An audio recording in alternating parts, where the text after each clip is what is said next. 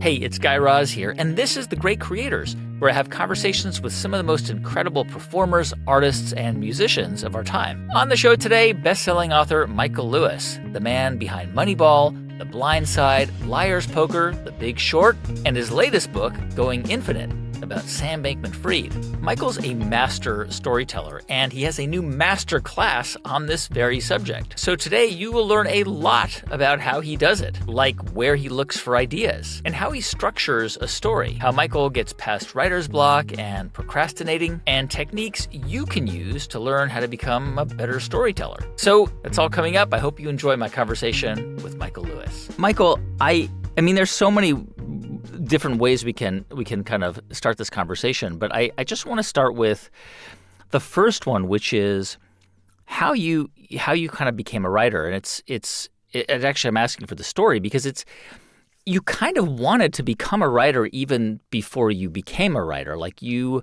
got to Wall Street as a young man to ostensibly work on Wall Street, but you knew that was a temporary gig. I mean, you were there for 3 years at Salomon Brothers, but you knew that was not what you were going to do, right?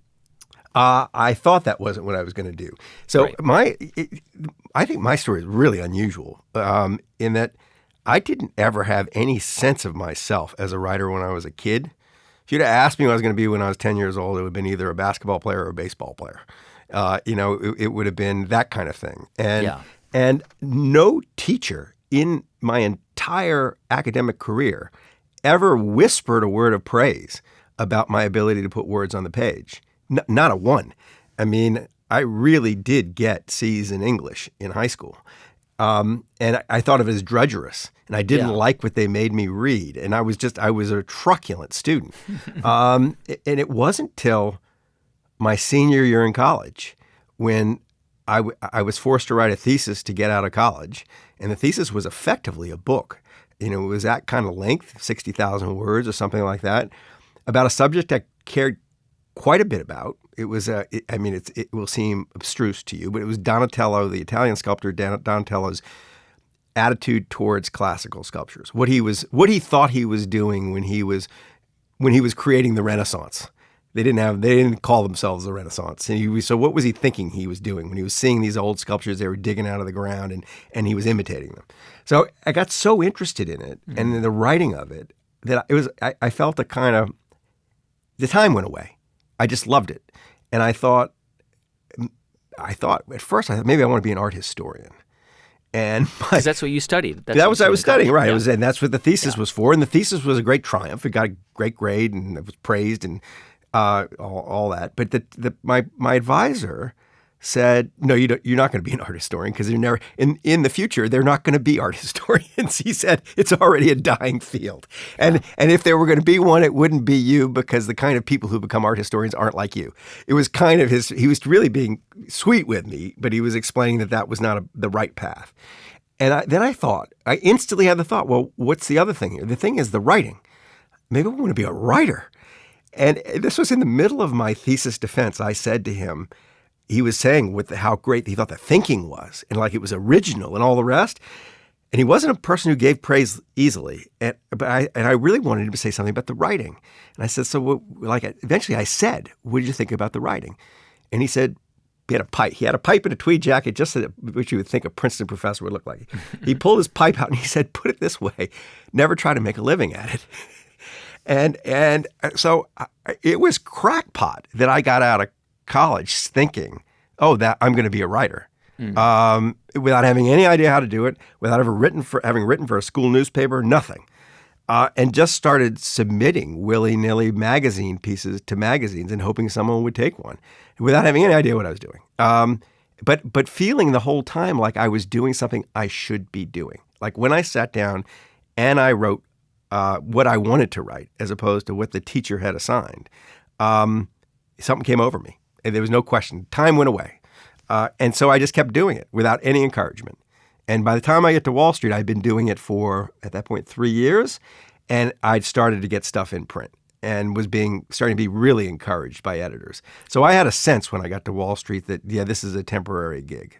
I mean, what's remarkable to me is there are many anecdotes about your time on Wall Street, including the fact that you managed the second most profitable fund, I guess, for the company, which is, as you described, is kind of nuts, because you were so young and inexperienced and you didn't know what you were doing. But you literally wrote an article that said fund managers are paid too much money under your name while you were working for the firm. I mean, I'm totally shocked that they didn't fire you, but I mean, it's kind of crazy that you did that at the Well, it's so crazy. It shows you how goofy the world can look to a 24-year-old. But it was, I thought, when it was in the Wall Street Journal, I wrote an op-ed saying that investment bankers were overpaid, and I was an investment banker. And at the bottom it said I worked for Salomon Brothers in London. Under your name. Under when they accepted my piece, I remember thinking, oh, I'm going to be famous. Like, everybody's going to love this. I'm going to get to work, and people are going to go, that's great. I can't believe you have an article in the Wall Street Journal. And instead, I got to work, and the head of the company's European division was waiting for me at my desk. And because I'd had this flukish relationship with this money manager who he was a gold mine for the firm, and he would only talk to me, even though I didn't tell him anything useful. They weren't going to fire me because they didn't want to lose that relationship, probably among other reasons. But he said to me, the head of the firm said, you can't, he was ashen. Like, you can't do this. Like, we've had a board of the directors meeting about your article. And they were like, get rid of this guy. Yeah, he probably did say that. Someone probably did say that. And I said, I'm not going to stop doing it. This is what I'm meant to do. And he said, well, could you do it under a different name? Could you do it? Could we find some way that you're not associated, the firm's not associated with it? And I said, sure. And I just popped out of my, I'll do it under my mother's maiden name. So I wrote under the name Diana Bleecker, and for the next 9 months, year, whatever it was. And everybody's, and there was, no one knew who Diana Bleecker was, but I did have this strange experience of writing an article, and the article would materialize on the trading desks in London. It was an article published in the United States, be photocopied 100 times, and everybody would be reading it, having no idea that I had written it. That was, in retrospect, market testing. It gave me a sense that if I'm writing about this subject, people will read it.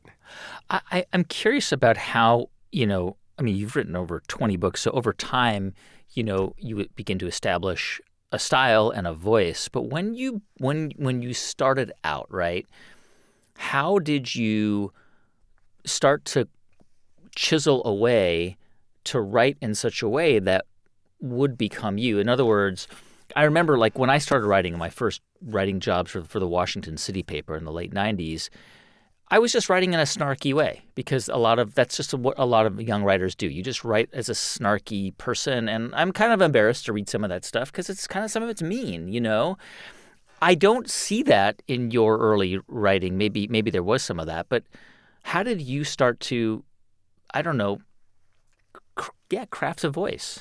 So I don't even think of it as crafting a voice. I think of it as leaving other voices out of my head. Yeah. The vice I had, so I didn't know anything. I mean, later I go back and learn stuff. But when I write my first book, I didn't know any better. I had sold a book about Wall Street to W.W. Norton for not very much money, quit my job to write it, and then realized the book I'd sold them bored even me before I sat down to write it. It was supposed to be a history kind of a Wall history, Street. And I was going to get to me in the end. And so I thought, what do I want to write? I want to write about my experiences. And I wrote, 40 pages, sent them in, and the editor said, never mind the book you sold us, just keep writing this. And I was writing about myself and so that helps in probably finding your voice. But I had a voice. Where I got myself in trouble was when I read some other voice that influenced me, and it would creep into my voice. At the time, I was reading.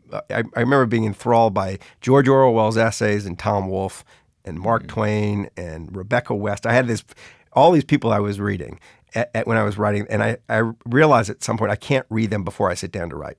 That the minute I read them, they're kind of overpowering my voice. So it was more like, don't sound like anybody else, just sound like yourself. I did have that. I had that sense that's what I should do, and I've always felt that way. I mean, there are things I've written too especially early on, where I would look back and say that doesn't really feel like me. And but mainly those were things that someone asked me to write, and I felt I had to write them. But I don't. I've never had the problem. Like it's. I think it's kind of what gets me so excited when I sit down to write outside of school is that what it kind of naturally happens that I feel very myself.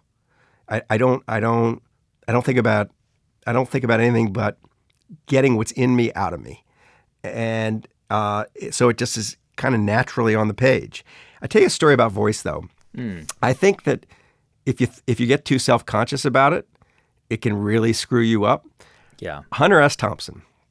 Hunter S. Thompson is an example of a writer with a very powerful voice who came of age at a time where writers were becoming nonfiction writers, big personalities. They had to become kind of characters.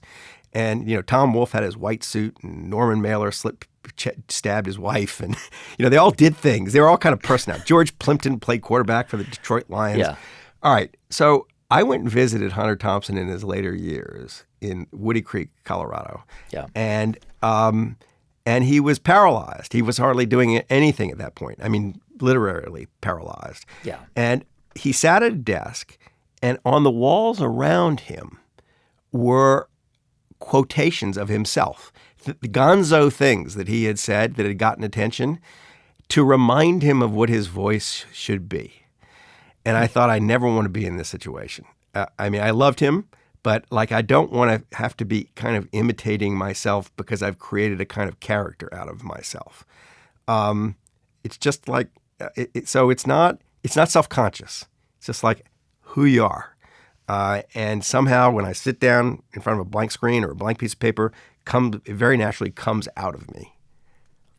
So we're talking in part because you have a masterclass out, which is really, really excellent. I've watched all the videos. And you really start with this idea of character that you mentioned that there are essentially, the three sort of elements of of how you write are character, scenes, explanations, and we can break that down a little bit later. But let's start with character. I mean, you've been asked this a million different ways, and so here's a million and one way. But how do you know? How do you when you are looking at potential characters to invest not just a book into, but your time and energy and passion, your life into that person for a long time? It's a commitment. It's like a marriage. How do you know? You don't. It's all. So I've picked up and put down lots of projects that just never happened, and so I collide. And most of the books they start pretty accidentally. I hear something. I think something. They start small. I never start, I'm going to write a book. It's more like, I'm going to try to figure out why the Oakland A's are winning games, or I'm going to try to figure out why the United States sucks at pandemic prevention, or whatever it is, and eventually it leads me to a person, and the dance with the person goes something like this: I meet them, and I'm much more interested than I ever expected to be. So I want to come back and spend more time, and I keep coming back, and if I don't get bored, I've got something. And the things that kill my interest are just like limitations in what they have to say, or one thing that has put me off writing certain characters is they think of themselves as characters. Yeah, that they're actually sort of manufacturing something from me. When the quickest way for a character to lose elevation on the page is to think of themselves as a character. So one of the things that kind of keeps me going is when the people I am going to turn into characters on the page are kind of mystified by my interest because they don't think of themselves as particularly special that way. And it's, it isn't, it's like, do I want to write about this person? Can I make them swing on the page? And are they going to take a reader to really interesting places? Do you want to be along on their ride? And the easiest way to answer that question is, do I want to be along on that ride? And I've never written a book where I've gotten sick of the character or the story in the middle of it. I've just quit it if that happens. That they continue to sustain my interest until I've produced a book.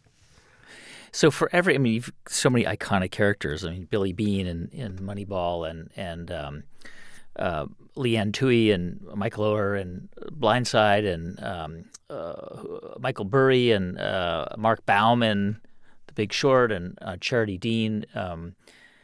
For every one of those amazing characters, how many do you fall in love with or start to write about and not end up producing a book around?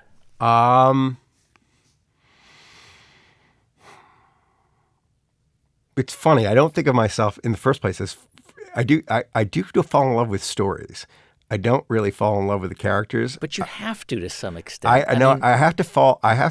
It's like you have to maintain some critical distance from the person, and you have to be. When I think fall in love with someone, I think, oh, I would never do them any harm, and there's inevitably you're going to deal them kind of glancing blows when you write about them if you're going to write about them well. So it isn't exactly in love. But your question was how many do I meet? And I think maybe, and I get into a little bit.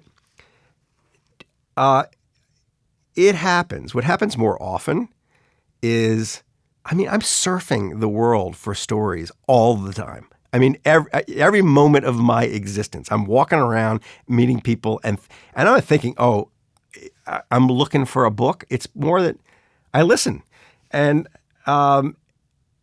so over and over, I meet people and I think, oh, that could be interesting, and I push it a little bit and I lose interest. So but it isn't that I kind of thought. It isn't that I kind of committed to doing something about them. They might even know I'm thinking of them that way. They may think it's just like a social relationship, but there are lots of times, 10 for every one I write. I find someone who, well, that's interesting what they're doing. I want to learn more about that. I want to learn more about them. And then I realize, no, that's not something I could really work with. That happens 10 times for every one I write. One of the things that I was kind of fascinated by that you do and I love is you basically have piles of manila folders all around you. And these are not like Google folders on your computer. They're literally manila folders, many of which are empty. And you just like write down an idea on the tab, like, Napa High School for basketball players or whatever. And you might just put it aside, and then one of those might become a book or a magazine or something. Like, can you explain how you organize? I love that because I can't deal with Google folders because I can't keep that in my head. I need to physically see paper. So I do. And every interview I do, I write notes. I don't record interviews. I like it. I like my writing life to be physical. And when I'm organizing the book, I write the scenes and the characters and all the rest on note cards, and I play around with them on the floor. But it's just like I encounter moving through the world. There's an idea that seems promising once a week, and but I'm not going to follow up on all of them. I just don't want to forget them. And so every time I find something that I think, oh, that could lead somewhere, I open a file, and beside my desk I have, sometimes hundreds of these things, but then I'll go through, sift them, and edit them, and put the ones I don't think I'm ever going to do in a box and shove it under my office. But it's just like, make a note of this because this is something you might come back to. And I'll give you a really simple example. Moneyball is a really good example of this. I opened a file, and the note was what's happening inside of baseball teams with money now that money has exploded in professional sports. So this is like 2001 or around that time. And I noticed that it was watching the Oakland A's, and that there was the left fielder was making $8 million and the right fielder was making $150,000. And my thought was, I wonder how pissed off the right fielder is when the left fielder drops a fly ball in the locker room. So nothing to do. And it was like money in baseball is it's screwing up the teams. Like, are people angry by the discrepancies because they seem unfair or whatever? Is there class warfare inside of a clubhouse? That was the beginning of it. And only later did I realize, no, it's actually between the teams it's interesting here. That some teams have lots of money and some teams have little money. But if I hadn't stuck a pin in that thought, I don't know if I would have continued with the thought. So it's like sticking a pin in the thought, and maybe I'll come back to it, and maybe I won't. I had dinner last night. Here's a thought. Just last night, dinner with a guy I just met. He's a dad of a schoolmate of my son's, and he runs a really curious investment firm where he essentially takes really smart, best and brightest types out of business school and channels them into really boring small businesses in the middle of nowhere, like the plumbing company in rural Louisiana. And it's like Teach for America, but with business executives. And he trains leaders is what he's doing. Wow. And I thought, that's a really interesting idea. Like, how do you his job, he's got hundreds of these people out there. He thinks he can identify leadership qualities in a young person. He thinks he can actually train them up to be really good leaders and then go lead across class lines. You know, that they might be fancy Harvard-trained people, but they're going to be working with plumbers in Louisiana. And I thought, I don't know where that's going to go, but I did open a manila folder. So I don't know, maybe there's something to do on leadership. Maybe there's something about that guy. But that kind of thing happens all the time. There's so many examples that I'd love to sort of dive into, but let's just take one example. Let's take The Blind Side. Yep. The story that from what I understand is it was kind of an accident. You were going to see Sean Tuohy, who you'd been a childhood friend of yours. You hadn't seen in many years. You were going to Memphis to kind of reminisce about a coach that you guys both had, and then while you're there, you see this kid, Michael Orr, in the house, and that leads you down a different rabbit. So it's better than that. I was in Memphis to give a speech about something else, and I was thinking about writing about our high school baseball coach, and I thought I better call Sean because I knew the coach had meant a lot to him, but I had not seen this guy since high school. So this is 20 years later or whatever it is, and I call him out of the blue. He picks me up at the airport, and I love this moment. He picks me up, and the first thing he says after hello, I've not seen him in 2 decades, is, "So who writes your books?" Right. And I said, "I write my books." He goes, "I know you promote them, like you're good on TV, but like who puts the words on the page?" And I said, "I do, Sean." And he goes, "No, you don't. You're a dumb shit like me who sat in the back of English class and got C's." And he refused to believe. He thought all along my career was this fraud. And I had like trolls in the basement pounding out the words. So we go to his house. That's right. I'm there to talk about the high school baseball coach, which in fact I did write about and came out as a little book called Coach. And Sean is indeed in that briefly. But we go to his house, and Michael Orr, who was then a junior in high school, he's huge, is sitting there, doesn't say a word, and nobody introduces me to him. I spent 2 hours there and talking to Sean about Coach Fitzgerald, and on the way out, I was like, "Sean, who is a kid?" And he said, "Well, Leanne basically picked him off the street, and he's now living with us." And I didn't think. Not for a moment at that moment did I think I'm going to write a book about this. In fact, not for a year. And for a year, I kind of followed this story in the Tuohy household. And just because I was back in touch socially with Sean. At the same time, I mean, this is like there are a lot of who put chocolate in my peanut butter moments in my life. And this is one of them. At the same time, because I'd written Moneyball, I was having conversations with lots of pro sports executives about the version of Moneyball in their lives. And I was talking to a front office executive at the San Francisco 49ers, and he was saying, we don't have this thing that baseball has where there are rich teams and poor teams. We have salary caps, and so everybody's kind of working with the same amount of money, kind of. He says the big issue is how you distribute the money on the field, like how much you're going to pay your quarterback versus your center versus. And I said, could you get me data on that? Like what's happened since free agency? Like what's happened to the positions on the field? Have they has the valuation changed? And he pulls out some stuff for me and shows that very weirdly, the left tackle on the offensive line who protects the quarterback's blind side, the right-handed quarterback's blind side, and is sort of like a health insurance policy on the quarterback, had gone from being the lowest paid player on the field, along with the other linemen, to the second highest after the quarterback. And I thought, amazing, yeah. That's weird, right? It's weird, yeah. So but it's just an interesting, it's a fact. It's not a story. It's just like, oh. And then Sean Toohey calls me up and said, something very odd's happened here.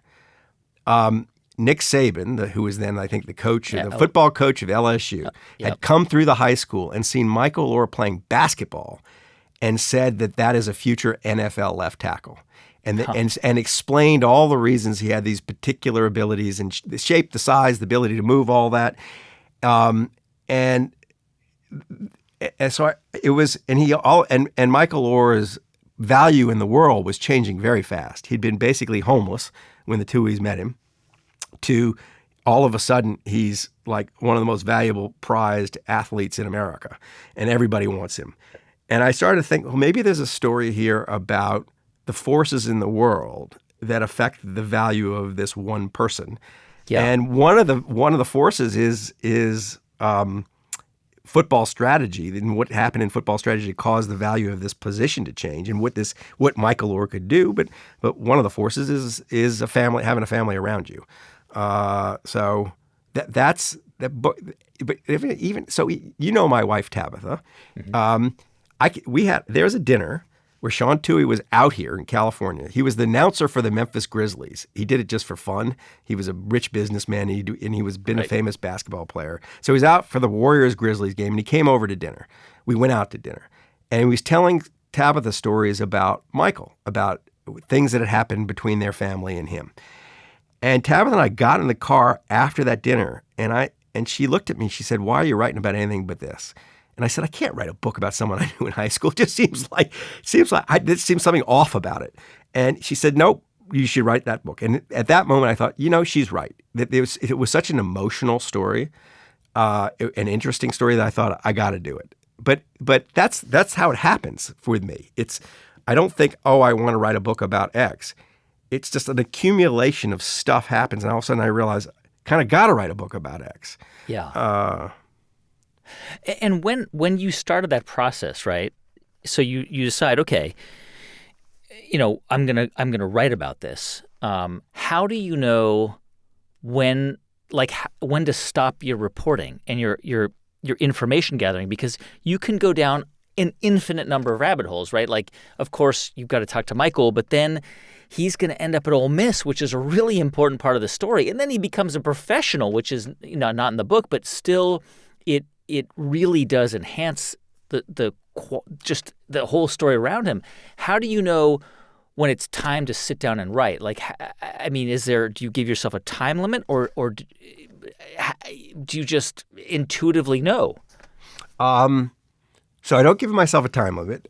I do. There has been a tendency, a pattern in my writing life, that the reporting of the book, from the moment I'm aware it's maybe a book, to the time I sit down and write, is usually a year to a year and a half. And the writing of the book is usually about 6 months. That's been kind of normal.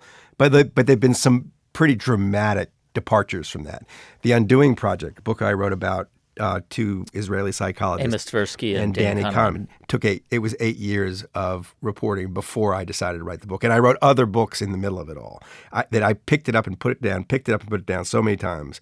I had real anxiety about that one. And I just couldn't figure out whether I was the one to do it. But with the case of Michael Orr and The Blind Side, it was from that moment when my wife says, "Why are you writing about anything else?" to the moment I sat down to write is about a year and a bit. I was on the bench at the Ole Miss football games when he was playing. So it was his freshman year at Ole Miss. The moment it's sort of pretty sure thing he's going to the NFL. He is the thing that everybody thinks. He sort of proved himself. I felt the story, I'd gotten to where I needed to go. His value has been demonstrated and proven. And the moment it's sort of like the moment the football world completely concurred with Nick Saban's judgment. It was, I felt that I didn't have to follow his football life anymore. But in that case, and I mentioned this in the master class, what sometimes happens, and it happened in that case, is I realize what the ending of the book is. And what the last little scene of the book is. And I had this, it was a chance encounter. I'd visited the Indianapolis Colts training camp. And I was there to write a long magazine piece about field goal kickers. Their field goal kicker at the time was a famous kicker named Adam Vinatieri. And he was famously clutch. Like he was the one guy who never missed the big kick. And so, had a nervous breakdown. And these kickers, the role interested me. So I was there to talk to him. And it just so happened that at the time, the Colts had the player who was the most dangerous to quarterbacks from the blind side. His name was Dwight Freeney.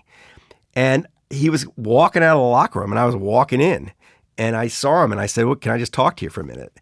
And because I'd been marinating in the world of protecting quarterbacks and left tackles, and I just described him in great detail. Mike Allora's dimensions, his speed, what everybody said about him.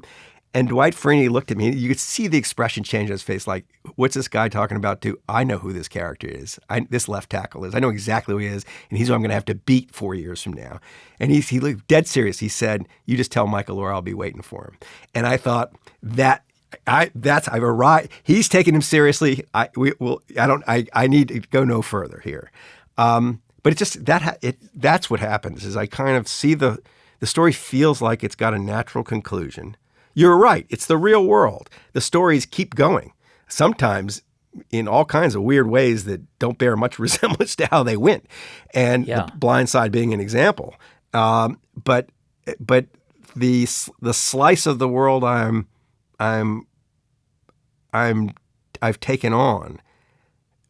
I mean, I'm writing a story that's got a point, and the point has been made.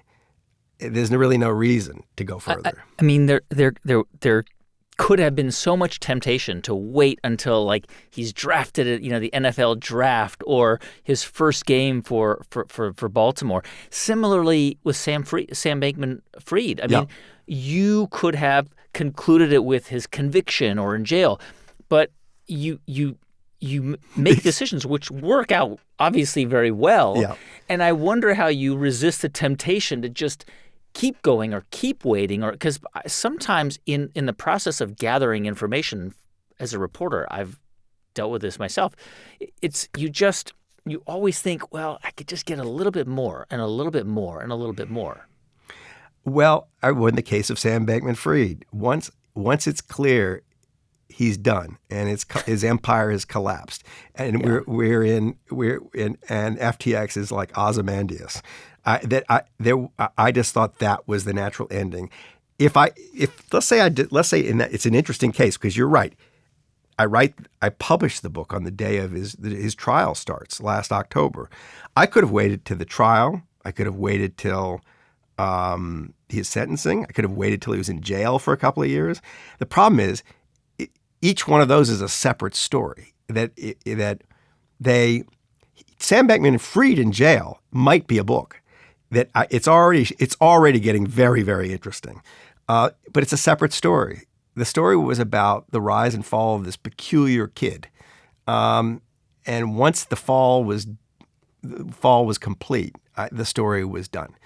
And I also had this other thing going on, that one of the things I love to do with readers is leave a hole for them, leave a place for them to come in and exercise their judgment about what this story means and what to think about this story. And so I'm most pleased when I get, after I publish a book, is lots of different kinds of responses. The Big Short, these characters who made a fortune betting on the collapse of the American economy. Half my readers thought these guys were heroes, and half my readers were just angry as hell that they got away with it. That thought them as criminals.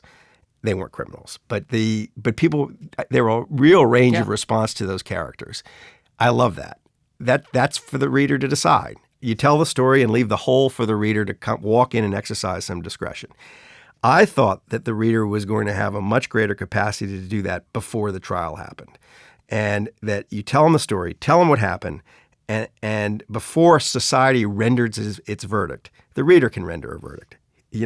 Here's what happened. Decide how to feel about it. So it was fun to have it out before he was convicted. it was, and the trial was, it felt to me like an anticlimax. I mean, it felt like it was kind of inevitable he was going to Not his conviction, though. His conviction was pretty climactic. His conviction or his sentencing? His sentencing. Yeah, no, well, yeah, the sentencing. What's he going to get? Yeah. That's exactly right. So I'm writing the afterword now to the paperback, and the way I'm going to frame it is just that moment, just the moment the judge starts talking about what he's going to do. To the frame of the piece is going to be opens with the judge starting to talk about his own sense making of this event, and it'll end with the sentence. Yeah. And because there was that tension, there was this natural kind of feeling like because he could have done anything. He could have said, you're free to go on time served. The judge has incredible powers. Right. Or you're going to spend the rest of your life in jail. And really, people didn't have much of a clue what he was going to do. One of the things that I think, and you point this out in the masterclass, is important, is that not everyone needs to hear this conversation or watch a masterclass to become a novelist or forgive me, a nonfiction writer or writer. But it's about thinking about telling stories. And as you point out, all of us can use that skill, whether it's professionally or even personally. And one of the things you describe in how you work is you gather all this information, right? But you don't start writing until you've laid out a structure. So can you kind of explain how you do that? Do you have a formal outline that you write on a computer? What is the sort of the What's the skeleton process? Yeah. What's the process? All right. So the process is, and it's not a very dignified process. The process is, let's say I was going to write a book about you. How you would experience this is, I'd be sitting behind you right now off screen, watching, the person you were talking to would have no idea I was there. Yeah. I would follow you around. I'd interview any surviving family members.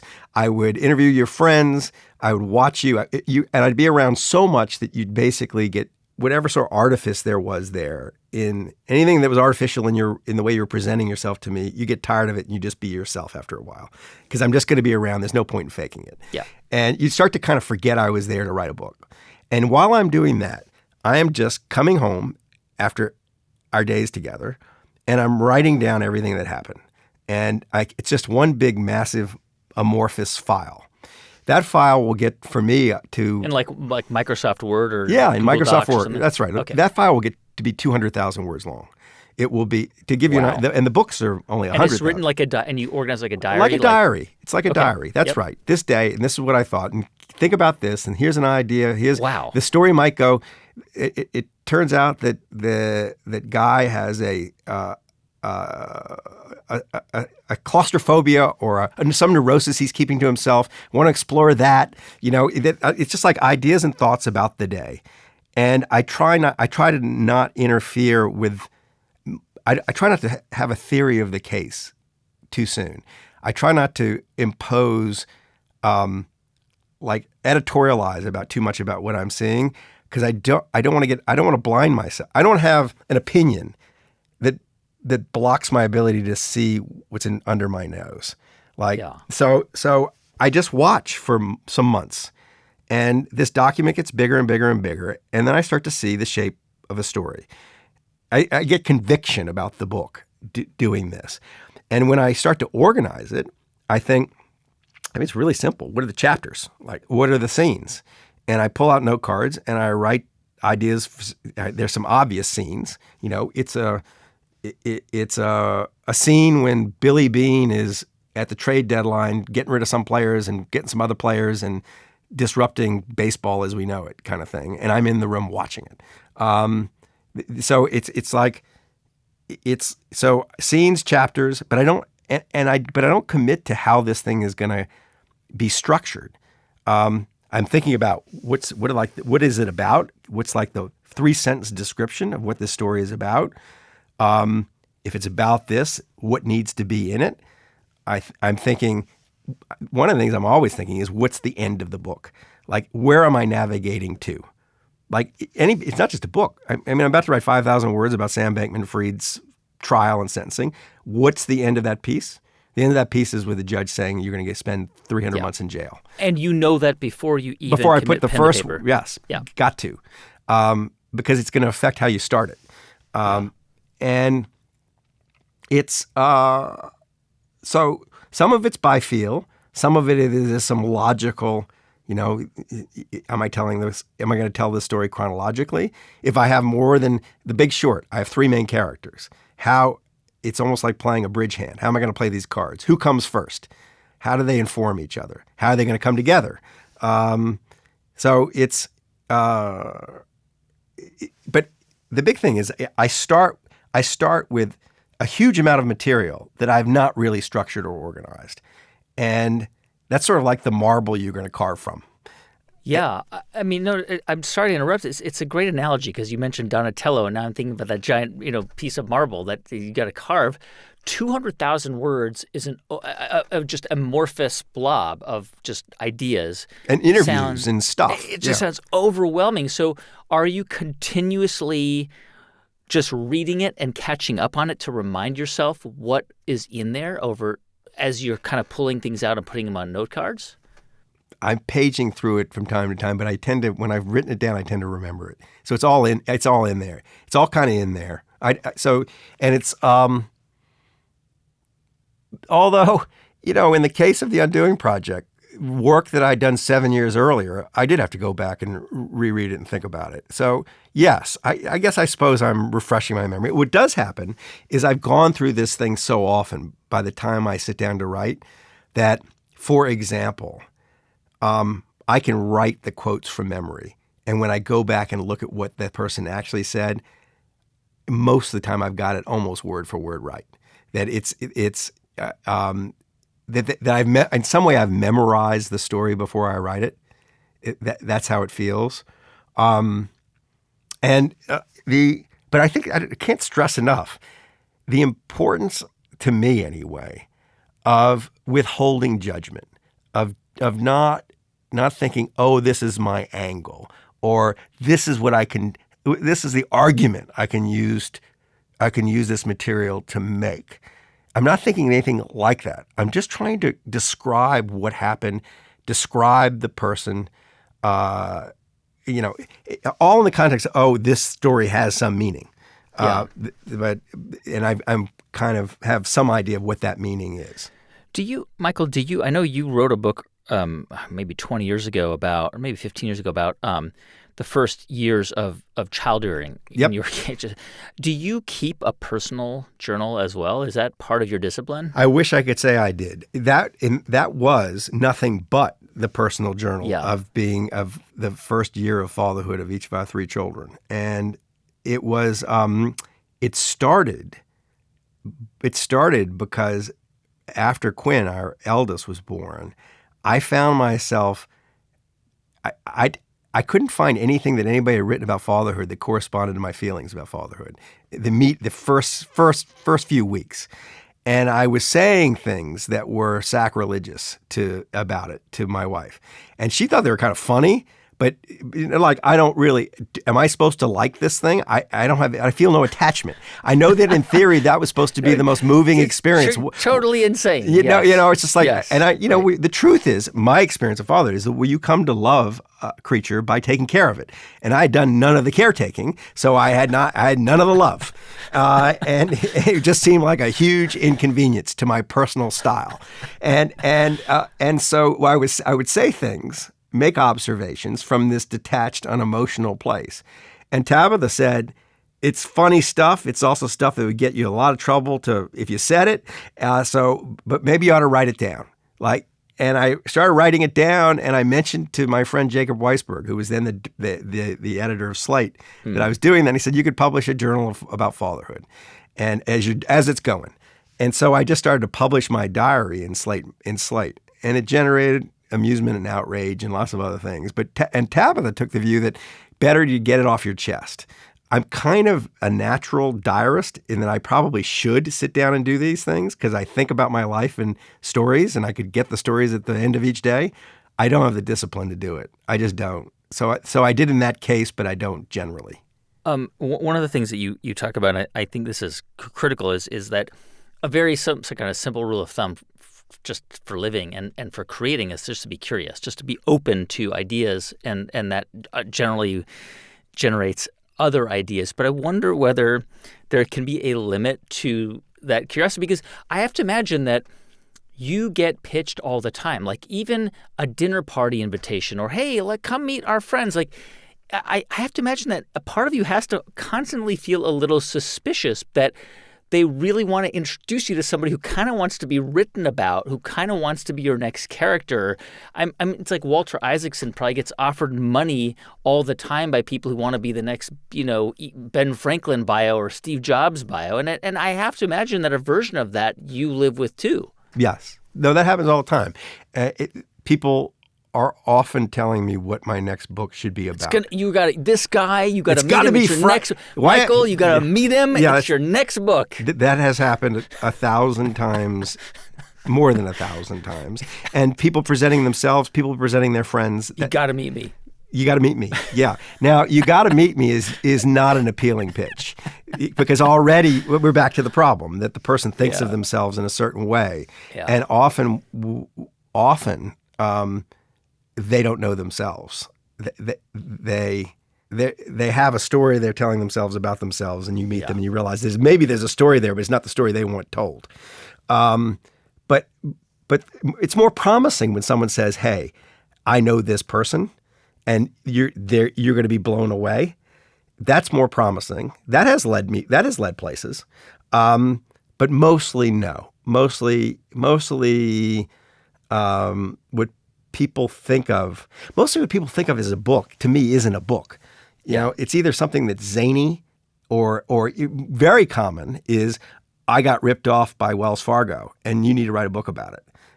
About how Wells Fargo ripped me off, or that kind of thing. It's like, I don't know, what's the book? That sounds like a lawsuit, not a book. There's also this thing. I think anyway, take more natural. If I'm taking joy and delight in the thing that I'm engaged with, the thing is that what I produce from it is more likely to be joyous and delightful. And I'm more likely to take joy and delight if it feels like I've discovered it. I think of what I do for a living and what writers do for a living is less like a methodical career where you are learning and improving and being promoted and eventually you're CEO of your little world, than as like gold prospecting. Like you're wandering around the world looking for little gold mines, and maybe you find them and maybe you don't. And that part of the process is the delight in your own discovery, that you did it yourself, of the gold mine. That's something that kind of gets me going. If someone presents me, I found this gold mine and I'm gonna present it to you on a platter, it doesn't make my socks go up and down. How much do you throw out? In other words, how necessary is the process of just throwing out stuff, even if that you really love?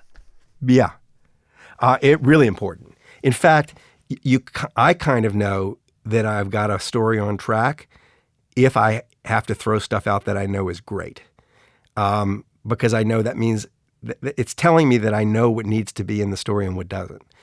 That if everything that's on the cutting room floor is just boring, well, that's one thing. But if there's electric material on the cutting room floor because it actually doesn't fit, it doesn't belong in this story, that means I'm making the kind of judgments that need to be made to tell a great story. And I think every book has had stuff where, it's its own material. It's in another book, it would be great, but not in this one. So that happens a lot, and that's a muscle you have to train, because it's similar to the muscle you have to train when you have to learn about something really complicated and then explain it to someone who doesn't know anything about it.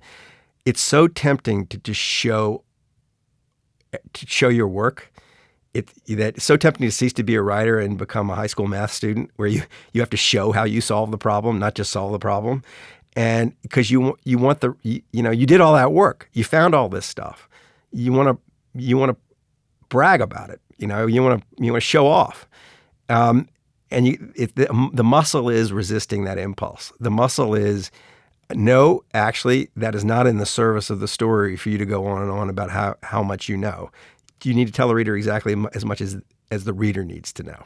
Yeah.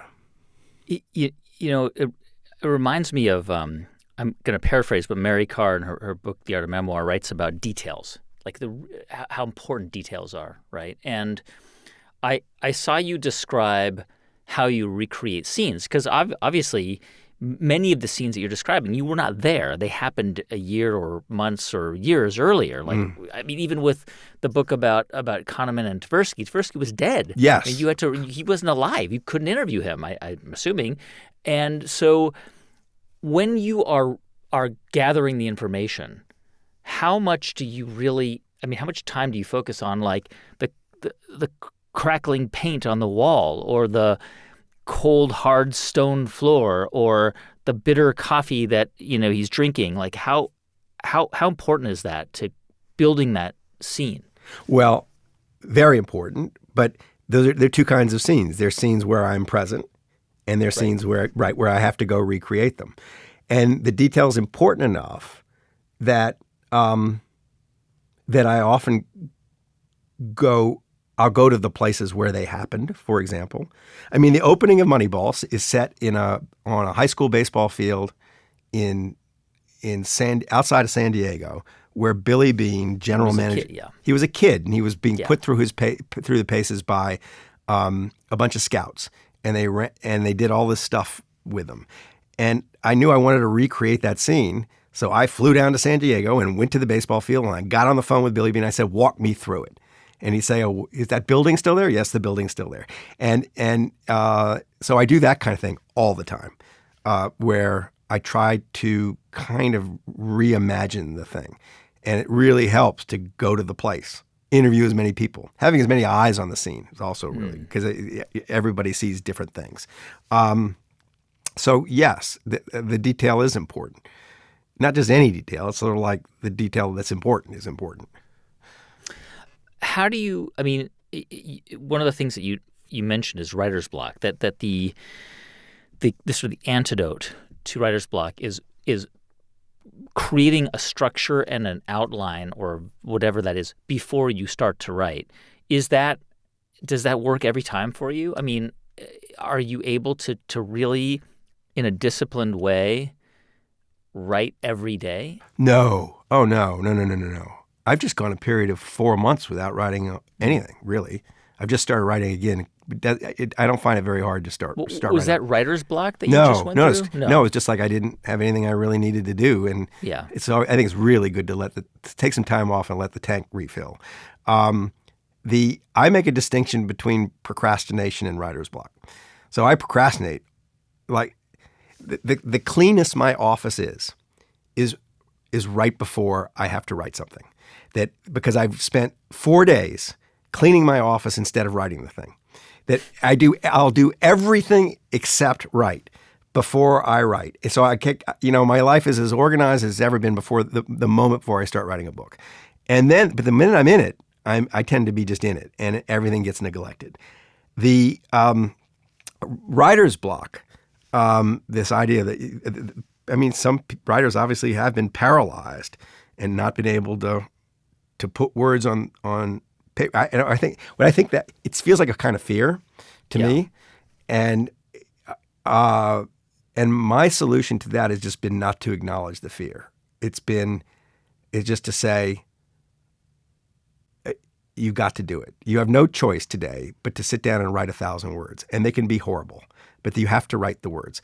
And I have found, as a rule, that if I put my ass in the chair and I make myself write, it's amazing how I write. You just put your ass in the chair every day. I put myself, when I'm working on something, I make myself sit down and write, and I don't let myself get up until the words are written.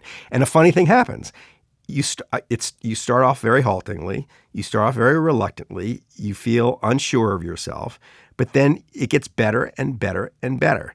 And then when I'm 3 or 4 days into it, by the time I'm 3 or 4 days into it, I can't wait to get back to it because I can't wait to make it better, and I start to get excited about it. So it's sort of like, so The other great tool is a deadline. If you sort of like, I'm giving myself deadlines and I'm not going to violate them. So for the combination of the two has always, for me, kind of worked in overcoming that kind of whatever that little the writer's yips are. I've never had them really. You mentioned that generally it's about roughly a year and a half of reporting and 6 months of writing, but I'm sure in many cases those timeframes have changed, like the Tversky-Kahneman book, for example. But with Going Infinite, the book about Sam Bankman-Fried, I imagine that you gave yourself a very narrow window to write that book in because he'd been arrested. So no, it was almost exactly my standard operating procedure because I met him in September of 2021. Didn't finally sit down. So September 2021 to November 2022, when FTX collapses, I immersed myself in his world. Interviewed, got to know his parents, got to know all his friends, all his colleagues, all that stuff. Interviewed people about Jane Street, where he'd worked, interviewed people from his childhood, so on and so forth. And I had my 200,000 words of amorphous stuff in my computer. But I did not know I had a book. But you had an ending at that point. No, I didn't. That had not collapsed. Okay. I didn't have it. So I was actually thinking about not doing it as late October of 2022. And I know this because I sat down with a movie director who's a friend of mine who I think of as a really good person to kind of bounce story problems off of. And I said to him, I want you to listen to this story. I'm going to tell you about the character. I'm going to tell you about some of the stuff that's going on in the story. And then I'm going to tell you that I'm going to ask you whether you think this is even worth writing. And I told him the character, I told him all about Sam, I told him all about the things that I had witnessed, many of which were just incredible. And at the end of it, he said to me, you don't have a movie. And I said, I don't care if I have a movie. My question is, do I have a book? And he says, you don't have a movie because you don't have an ending. He says, you probably could good enough write it, you could fake an ending. And he said, this stuff is so great, you should write it. But I remember leaving that conversation and thinking, I'm not sure he's right. I'm not sure that I feel so unsure about where this is all going as a story that I don't know where to end it. As to your point, I didn't know where to end it. Wow. And so 2 days later, FTX collapses. Sam Bankman-Fried is headed for jail. It's one of the great financial catastrophes in the history of man. And the movie director sends me a note and says, "Can I direct the movie?" Wow. But it was so anyway. I then spent another few months adding to my amorphous pile of notes in my computer, and I sit down to write it at the end of January of last year, 2023, and I finish it in August. So that's leisurely, that pace. I actually beat my deadline. And that was exactly what I needed, about that space to write it. Were there moments, in the reporting process, for example, like did you think of what they were doing in the same way that you thought of any other arbitrage situation that you had experienced or witnessed? Or did you think, God, maybe this Bitcoin, because all of us, I think, at a moment, maybe this Bitcoin thing is real. Like maybe I should invest some money into this thing, or I'm going to be an idiot. So maybe I never had that thought. I did have the thought that if I don't invest in this, I might look like an idiot. Like it might just keep going up and up and up and up. I never felt the slightest desire to put my money into Bitcoin. I was never thinking that way about cryptocurrency and about FTX. What interested me was this. He's 25 or 26 when he starts. Yeah. This totally socially isolated, perfectly odd guy who has basically no money goes from that to being the world's richest person under the age of 30 inside of 2.5 years, and without anybody really ever getting to know him. He is having meetings with all the leaders of the Democratic and the Republican parties. He is the Silicon Valley's leading venture capitalists are not only throwing money at him, but trying to follow him into the investments he makes. There isn't a celebrity on the planet who doesn't want to meet with him. He's palling around with Tom Brady. Taylor Swift is thinking about endorsing his products. His name of his company is on the Miami Arena. There's like some the way I thought of it is that the world's telling us something about it, about how it's changed, that this can happen so fast without anybody having any idea who this person is. And that interested me. It was like, I'm going to explore the Sam Bankman-Fried shaped hole in the world, is what I thought. He's going to enable me to describe lots of curious things. And that's where I was in my head. So I was thinking, to the extent I was feeling greedy, it was greedy about the material. It wasn't greedy about money. It was greedy about this material is really good material. It's just I didn't know. It had no shape to it until it's awful to say. It had no shape till it collapsed. And one of the very odd things about the collapse, I mean, a natural question for you to ask me is, Michael, if you're so smart, how come you didn't see it was going to collapse, right? I had my nose inside the tent for a year. I was as close to him and to that firm as any outside person. I was down in the Bahamas constantly watching, like in the office with them. And it was of course chaotic. It was unbelievably chaotic. It was clearly there was not an adult in the room. But I had no sense that like the money's in the wrong place. But what's curious is that nobody else did either. There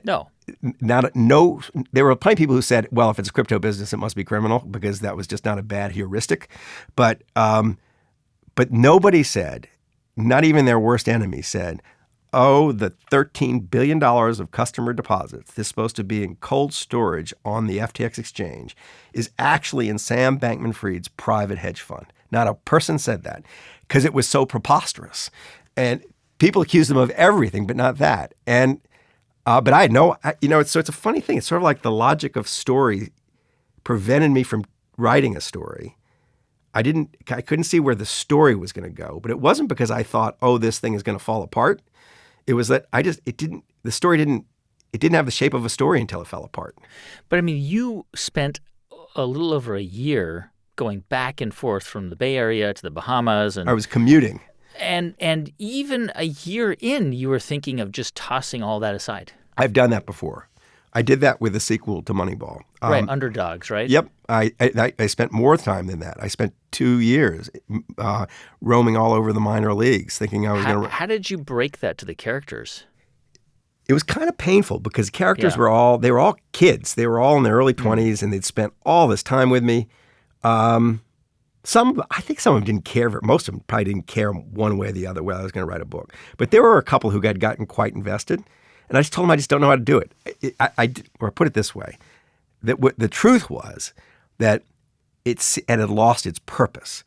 That the intellectual infrastructure of the sequel to Moneyball was going to be about the way it was going to be a test of using data and analytics to choose these people and what happens to these people once they're chosen. All these unlikely people you pick to be on your baseball team simply because of the numbers they generated when they were playing in college. What happens to them and what are you learning from that? It's sort of like, it was almost like a little science experiment. And right after Moneyball came out, there was explosion in like the kind of journalism Moneyball was. It was this sort of like data analytics savvy sports writing. And my material was being just devoured before my eyes. There was going to be nothing original to say. So Moneyball ate the book. It just killed it. And I just realized it was. So I think I kind of explained that to a few of them. And many of them have stayed in my life. I'm still in touch with a bunch of them. Yeah. But I never wrote the book. And I have piles and piles and piles of notes. And, it really was very similar to the state of the material in the Sam Bankman-Fried story before FTX collapsed, in that I had scenes I absolutely loved that were going to be so much fun to write. I had characters I absolutely loved that were going to be so much fun to write. I just didn't have a story. And the story that said anything that mattered to me, that felt original. And without that, you can't do it. You got like the you got half the ingredients for a meal, but not the other half. Is what it felt like. Do you work on multiple projects? I mean, you must work on multiple projects concurrently. I nurse things along together. I'm doing that now. I have 3 or 4 things I am going to write in the next, no book, but podcast scripts and a TV script and 2 long-form kind of magazine pieces. and I'm nursing them along, but I'm actually right now, like today, putting them all to one side but one to write one. When I'm actually writing it, I can't do more than that. You do one thing. I do one thing. Just tunnel vision, and you focus on That's that. right. And when I'm actually writing it. But when I'm learning about it, I can learn about lots of different things at once. How do you keep distractions out?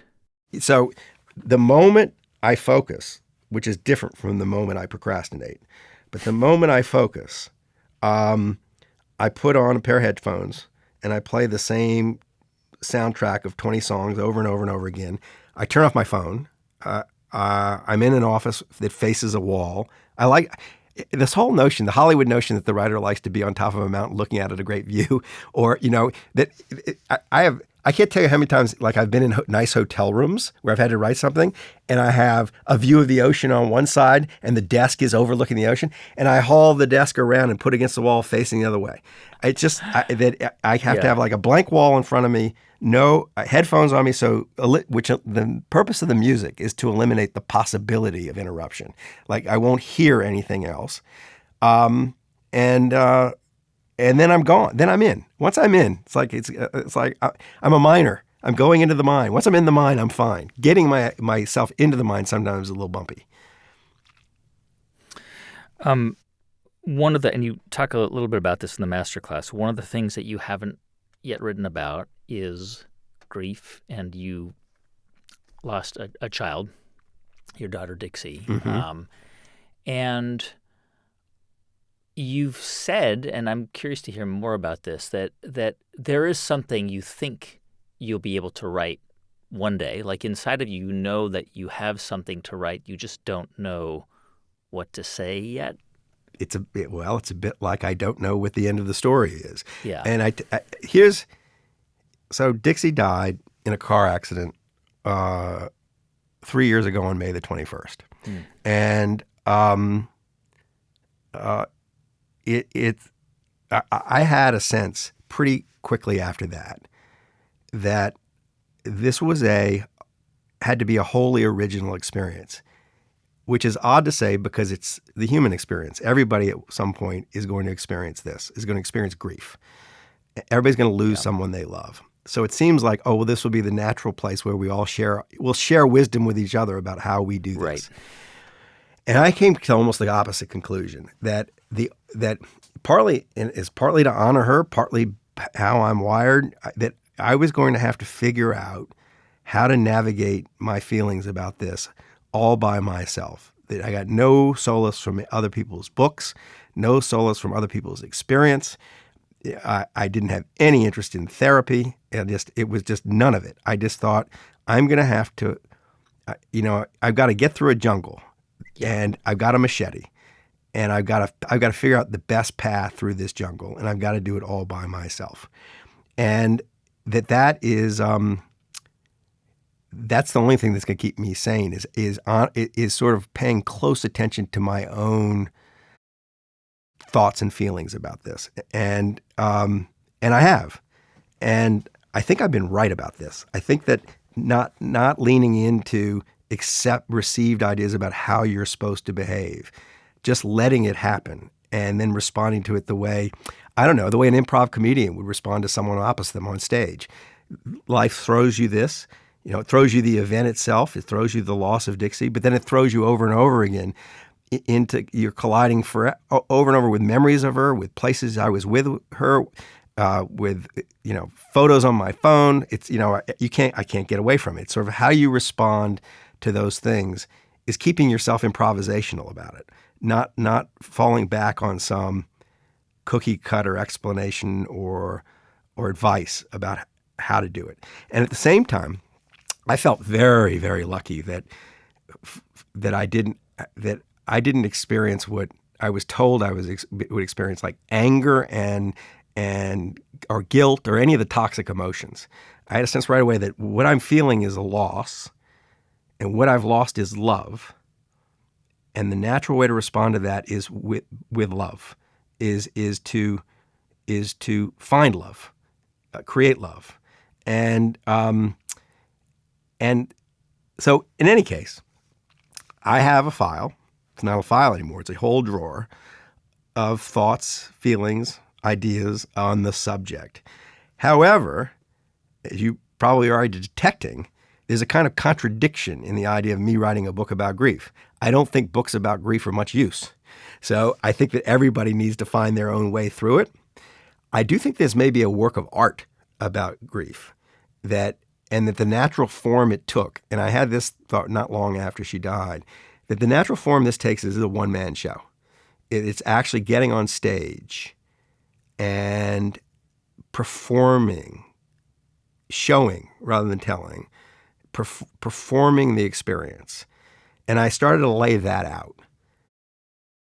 And I got to a certain point, and I had a kind of a structure. I had some ideas about how to do it. It's so outside my wheelhouse that it's a little strange for me to be writing a one-man show. But then I thought, before I start pontificating about this in the form of a story or a performance, let's experience it for a few more years and see whether my theory of this case is actually right. Let's see if we get to a kind of equilibrium or a place that feels like it's not an ending exactly, but a kind of resolution. And if you get to that place and it feels true, then express it. So that's my feeling about it. I'm going to just marinate in these feelings for as long as it takes before, and maybe I'll never feel I'll never feel I feel justified. This is true with all the books too. I have to feel that I almost have an obligation to write the thing because I have privileged inside information, which can take many forms, and that I have a kind of duty to structure this information in the form of a story for other people because no one else will do it because I have this privileged view. And if I get that way with Dixie's loss, I will certainly do it. I mean, the material is all there, and I'll probably do it in that form. And not for me to perform, but for someone else to perform. And so that's where I am with it. I mean, I think what's so remarkable, and I've read that even in high school, your headmaster, when you get in trouble, would just say, I observe you on campus, and you're just happy. You're a happy person. And it was more than that. I'd show up. I'd be sent to his office by a teacher who was outraged. And they'd get there, and he'd just shake his head. And he'd say, first, look, I know she's a pain in the ass. I remember him telling me that. He said, but you can't do this. You can't turn to your English teacher and say, Dr. Francis, are you always this pleasant, or is this just an especially good day for you? You can't say that to a teacher. And then he'd laugh, and he'd say, you're like the happiest person I know. At the same time, I was in all kinds of trouble. And it was that he was a person, this is about the 10th grade. He was the first person to say something that, when someone says something to you and you think, oh, I almost thought that. I was about to have that thought myself. I'd spent much of my childhood up to that point almost thinking that. I just took it for granted that I was happy. But then when he said it, I looked around and said, yeah, he's right. And I was as unhappy in my sophomore year in high school as I've ever been in my whole life. It's a horrible period of life. But I was having fun. So it was, yes, I for whatever reason, I'm wired for happiness. I mean, I think that's probably the greatest gift, right? I mean, you talk about not really being the right person to write a book about grief because your experience with the aftermath of loss has been so different, right? It's almost like a combination of resilience and reframing and a celebration. And if you think about like the biggest fear that I have about dying is the sadness that it would bring to my family. I wouldn't want them to be sad. But you know what? It's nice that you know that they're going to be sad. I think there's some people out there who wonder if their family's not going to have a little party when they're gone. You don't really want that. You want them to be happy and to be joyful and to remember you. And I think that the story you have to tell is about that reframing and that resilience because it's powerful. It's very rare. I agree with you that is the story. It is how you frame it. It's a framing. Well, this is true of all stories. They're all framing. It's you're creating a frame. This is true. It's also true that it is not the typical psychological profile of the writer to be happy-go-lucky. Right. That it is, I'm sure I pay some kind of price for my psychological predisposition. On the other hand, it's my own career and the reception I've had to my work makes me wonder if maybe the neurotic, unhappy writer is a trope we could do without.